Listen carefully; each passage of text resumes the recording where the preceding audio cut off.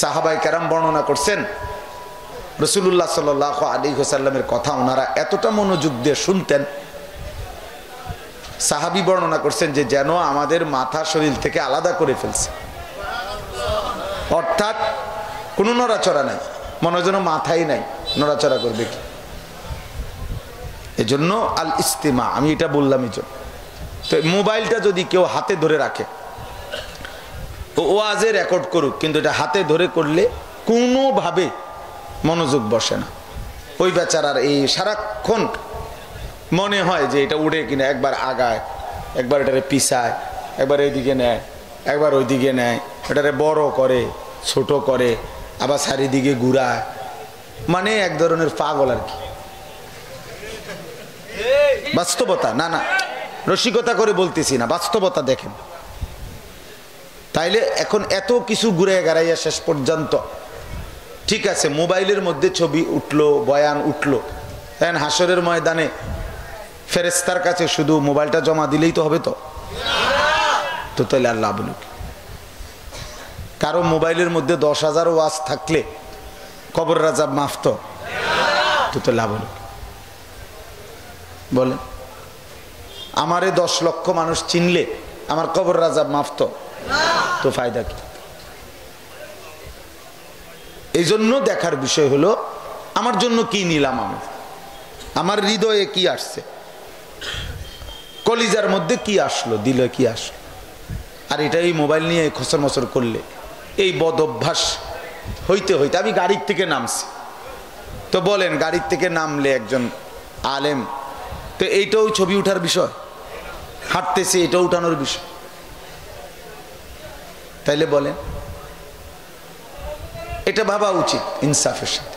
আমি এনাইসা ইস্তেঞ্জার জায়গা খুঁজতেছি, মানে বলতেছে আবার ইস্তেঞ্জার জায়গা নাই, আবার ওইদিকে যাইতাম কইতেছি। এর মধ্যে থেকেও সবাই হাত বাড়াচ্ছে মুসাফা করতে, তারপরে তো মেজাজ তো বোঝা উচিত উনি এখন কি অবস্থানে আছে। না, কিছু মানুষের অভ্যাস হলো যে মানে শুধু ছবি উঠাও। আরে ভাইয়া, এই অসভ্য অভ্যাস, এই বদভ্যাস একদিন আমাদেরকে ফকির বানাবে, একদিন ফকির বানাবে, ফকির বানাবে। কত টাকা অনাদরে অবহেলা আমরা এভাবে খরচ করে ফেলতেছি। আর গাজা, ফিলিস্তিনের মজলুম ভাই, ছোট্ট বাচ্চা 12 কিলোমিটার পায়ে হেঁটে একটা রুটির জন্য হাত পাচ্ছে। একটা রুটি যখন মিলছে, রুটিটা নিয়ে যখন ফিরতেছিল, তো বুলেটের আঘাতে ওই ছেলেটার বুকটা ঝাঁঝরা হয়ে গেছে। এই রুটি হাতেই শহীদ। আমার বলার উদ্দেশ্য, যে শুনতেছেন শুনে, তাইলে আমার বলার উদ্দেশ্য হলো আল ইস্তেমা, মনোযোগ। নওজোয়ান ভাই, তোমাদের কাছে অনুরোধ ভাই, এটা এক ধরনের মানসিক বিকৃতি যে সারাক্ষণ মোবাইল ধরে থাকা, যে কোনোখানে যে কোনো কিছু দেখলেই।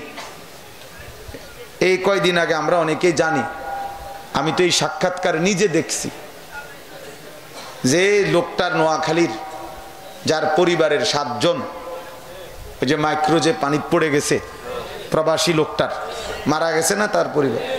আমি নিজে শুনছি, ওই ভাই কানতে কানতে বলছে যে আমি মাইক্রো পড়ে যাওয়ার পর, সে তো বের হইতে পারছে, কয় যে আমি কত চিৎকার করছি, কাকুতি মিনতি করছি মানুষের কাছে, শত শত মানুষ পারে দাঁড়াইয়া, সবাই শুধু ছবি উঠাইলো, কিন্তু আমার সাথে কেউ একটু সহযোগিতা করলো, সবাই ছবি উঠালো। আমি একদিন দেখছি গৌরীপুর স্টেশনে একটা বাস পুড়ে যাচ্ছে, পুরাটা জ্বলে যাচ্ছে, কমপক্ষে 200-500 মানুষ সবাই ছবি উঠাইতেছে। এই ছাড়া কারো বিবেকে, দিমাগে অন্য কোনো ফিকির নাই। এটা মানবতা বলে?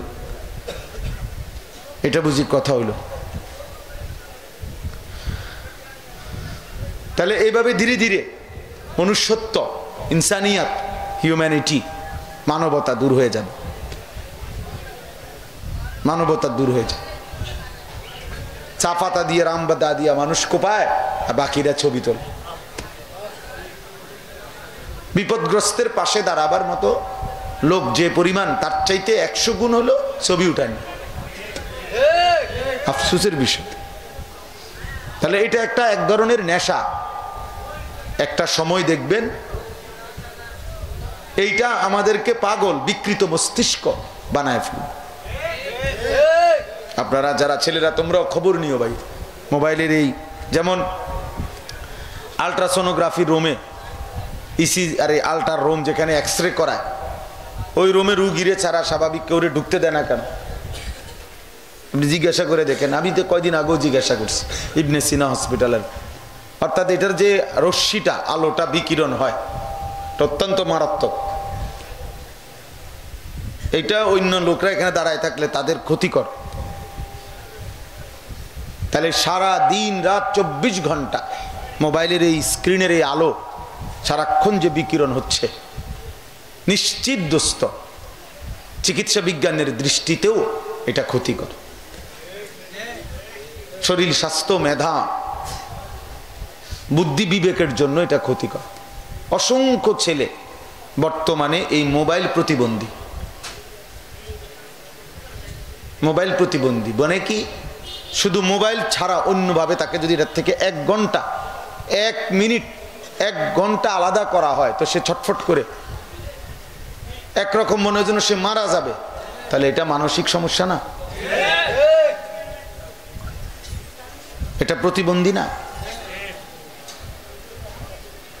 এক মাদ্রাসার উস্তাদ আমারে বলছেন, মোহতামিম সাহেব, কয় যে হুজুর ছাত্রের কাছে মোবাইল পাইছি, মাদ্রাসার ছাত্র, তারে যখন মোবাইলটা রাইখা দিছে জমা অফিসে, সে বিকালবেলা মোহতামিম সাহেবের কাছে এসে বলতেছে, হুজুর আমি দরকার হলে এই মাদ্রাসায় আর পড়বো না, আমার মোবাইলটা দিয়ে দিতে হইব।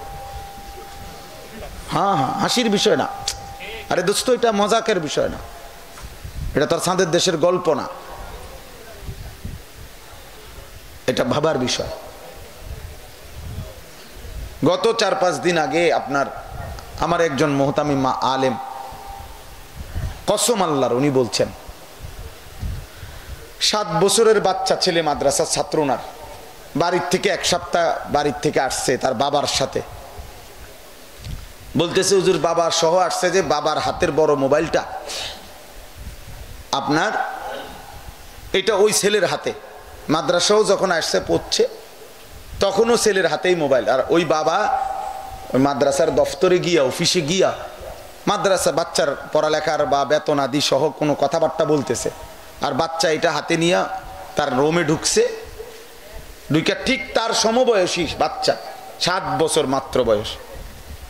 কসম আল্লাহর, ওই হুজুর বলতেছে আরেক ছেলে গিয়া হুজুরে জানাইছে যে হুজুর দেখা জানাইছে, এই ছেলে ওই ছেলেরে উলঙ্গ ছবি, নেকেট ছবি কোথায় দেখায় মোবাইলে, তার বাবার মোবাইল থেকে খুলে দেখাইতেছে, একেবারে বিবস্ত্র ছবি।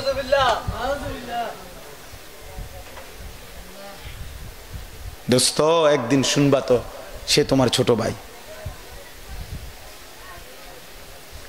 একদিন শুনবা হয়তো সে তোমার ছেলে।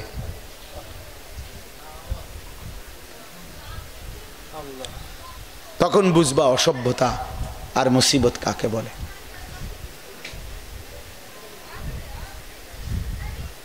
কোনো বাপ যখন শুনে তার মেয়ের অসভ্য বা বেহায়া কোনো কথা, আর পুরা সমাজ থেকে যখন লজ্জিত হয়, তখন সেই বাবাই বোঝে যন্ত্রণা কাকে বলে। কোনো বাপ যখন দেখে তার ছেলে কোনো মেয়ে নিয়ে ভাগ্যা গেছে, অথবা কোনো মেয়ের সাথে অপকর্মে ধরা খাইছে, তখন সেই বাবাই বোঝে তার কলিজার মধ্যে কি ব্যথা হয়। এখন তুমি বুঝবা কেমনে এটা? কোরআনুল কারীমের মধ্যে স্পষ্ট আয়াত আছে, সূরা নূরের মধ্যে। আমি ওই আয়াত থেকে এক অংশ থেকে আমি পড়ছি।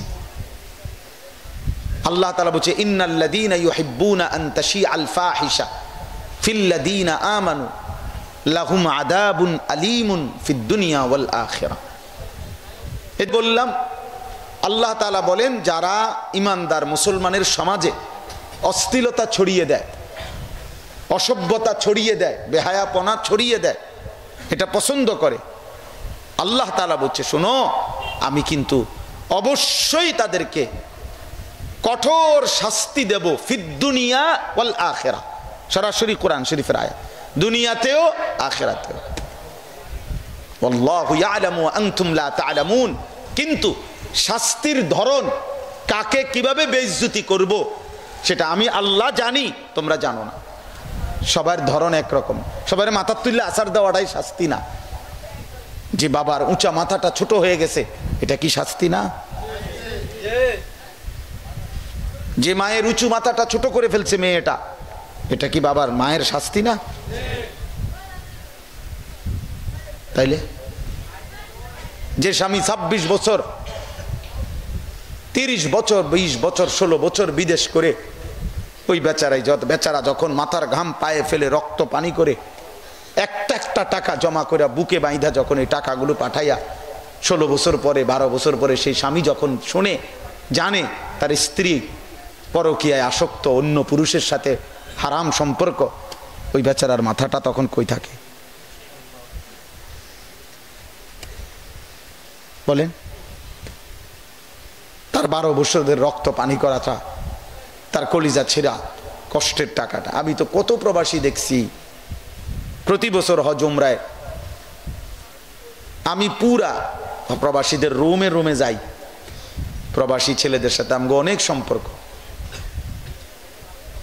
কি পরিমাণ কষ্ট করে রে ভাই, 14 ঘন্টা 12 ঘন্টা ডিউটি করে, 16 ঘন্টা ডিউটি করে। কথা কেউ কেউ আছে 12 ঘন্টা ডিউটি কইরা আর তো 12 ঘন্টা, তো ওই 12 ঘন্টার থেকে 6 ঘন্টা আবার আরেক কোম্পানি, ছোটখাটো আরেকটা কোম্পানি ডিউটি করে, কইরা 18 ঘন্টা। কয়টা টাকার জন্য? ওভার টাইম করে। এরপরে আর থাকে মাত্র 6 ঘন্টা। তো বেচারা খাবে কখন, একটু বিশ্রাম করবে কখন? কাপড় চোপড় ধুইতে হলে তো সেই ধুইতে হবে, রান্না করতে হয় তো সেই নিজেই রান্না করতে হয়, এক গ্লাস পানি ঢালতে হলে তো সেই, তার তো বিবি নাই, ছেলে নাই, মেয়ে নাই, স্বজন বলতে কেউ নাই, লগের রোমওয়ালা বেচারারও তো টাইম নাই, হে তোমারে বুঝি কাপড় ধুয়ে দিব? সেও তো ডিউটি করে, সেও তো কর্ম করতেই আইছে এখানে, কথা বুঝছেন না? রুমমেটরা। এই মানুষটা এত কষ্টের পরে, আমার একবার গত বছর মনে হয়, না জানে তার আগের বছর, এক প্রবাসী বলছিল, হুজুর আমি 3 বার বাড়িতে ফোন দিছি, আমার বিবি একবারও ধরে না। 3 বার, এরপরে ছেলের মোবাইলে ফোন দিছি, 3 বারেই ছেলে বলতেছে, আব্বু আমি গেমস খেলতেছি, তোমাকে অবসর হয়ে ফোন দেবো পরে। কসম আল্লাহ, 3 বার ছেলে আমারে বলতেছে। তৃতীয়বারের পরে উনি বলতেছেন, আমি যখন আবার ফোন দিছি, আমার ছেলে আমার একটা ধমক দিছে, হুজুর বললাম না তোমাকে খেলতেছি গেমস, বলছি না তোমাকে অবসর হলে ফ্রি হলে ফোন দেব, বারবার ফোন করতেছো কেন? ওই বাবা আমারে বলছে, হুজুর আমি কাউরে না জানাইয়া পরে আমি নিজে টিকিট করে বাংলাদেশে আসছি। 5 তলা বিল্ডিংয়ে ভাড়া রাখতাম, গ্রামের বাড়িতে না রাইখা বাসা ভাড়া দিয়ে রাখছি। 5 তলার থেকে তারে হুজুর, ওই লোকে কইছে আমার, 5 তলার থেকে তারে সিঁড়ি দিয়া লাইতে নামাইছি, নাম লাথি দিতে দিতে নামাইছি, নামাইয়া তার মারে সহ গ্রামের বাড়িতে দিয়া রাইখা এই বিল্ডিং ছেড়ে দিয়া তো আবার আইসা পড়ছি বিদেশে, যা লাগতো না বিল্ডিং।